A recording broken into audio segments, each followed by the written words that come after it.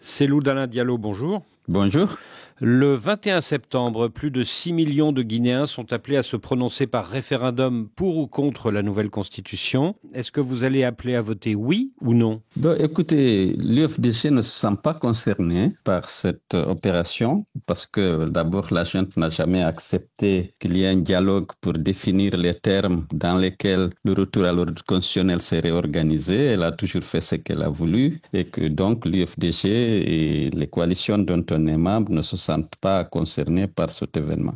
Est-ce à dire que vous allez appeler à l'abstention? Écoutez, nous sommes en train de nous concerter puisqu'au-delà de nos coalitions, il y a beaucoup d'autres partis politiques et des organisations de la société civile qui n'acceptent pas cette constitution imposée et dans la mesure où elle comporte une violation des engagements pris et du serment que le général avait prêté de ne pas candidater ni lui-même, ni les membres du CNRD, ni les membres du gouvernement. Donc, nous sommes en train de voir comment nous pourrions nous organiser pour effectivement s'opposer à cet autre coup d'État contre le peuple de Guinée, contre les droits et libertés des Guinéens de choisir librement leurs dirigeants. Parce que vous suivez sans doute toutes ces mobilisations, tous ces mamayas, comme on le dit chez nous, pour promouvoir, justifier la candidature de Doumbia qu'on veut présenter comme un homme providentiel qui doit continuer justement ses chantiers, alors que sa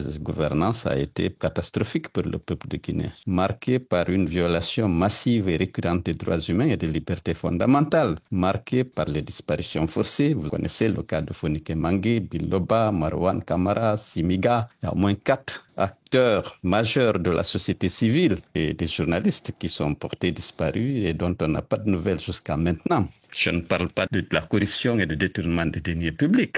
Avec la manne minière, comme vous le savez, la bauxite aujourd'hui s'exporte. Ils vont faire peut-être 200 millions de tonnes cette année contre une vingtaine de millions en 2015. Et donc, il y a l'argent. Mais justement, vous pourriez appeler à voter non. Non, mais les conditions d'un scrutin juste et transparent ne sont pas réunies. Je vous rappelle que c'est le ministère de l'administration du territoire, dirigé par un général, appuyé de ses préfets, qui sont tous militaires, et de ses sous-préfets, qui sont à 60% issus des forces de défense et de sécurité, qui vont organiser ce référendum. Et donc, dans un environnement où il y a une terreur qui s'abat sur le peuple de Guinée, où il y a la peur, la corruption, et donc l'expression de la volonté populaire ne sera jamais prise en compte. Donc, nous ne sommes pas pour cette mascarade, tout juste pour doter le pays d'une constitution qui permettra à Doumbia de confisquer le pouvoir. Voilà plus de 3 ans, Cellou Dalein Diallo, que vous vivez en exil en Afrique de l'Ouest, notamment parce que vous êtes poursuivi par la justice guinéenne. Et il y a 6 semaines,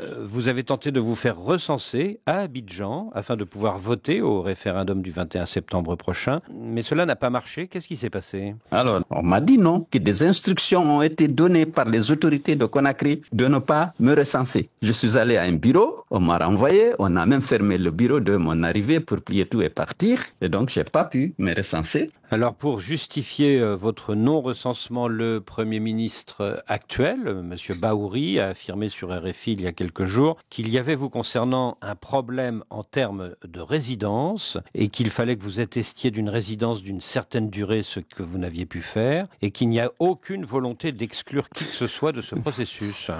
Écoutez, le rôle de Bahouri, c'est de justifier ce que la junte a pris comme décision. Alors moi, je disposais de tous les documents requis. Donc ce que le Premier ministre dit, vraiment, c'est de la contre-vérité. Il y a un peu plus d'un an, c'était en juin 2024, sur RFI, vous nous avez dit « Je vais rentrer bientôt à Conakry ». Vous n'êtes toujours pas rentré, pourquoi? Oui, les conditions de mon retour ne sont pas encore réunies. Il y a trop de haine et de harcèlement. Vous voyez tout ce qu'ils font tous les jours pour empêcher la tenue du congrès, pour refuser que je m'enrôle dans le fichier électoral, pour déclencher des poursuites fantaisistes contre moi. Donc j'attends qu'il y ait moins de passion et de haine, mais dans tous les cas, ma place est là-bas auprès du peuple pour mener le combat contre les dérives qui s'annoncent. Cellou Dalein Diallo, je vous remercie.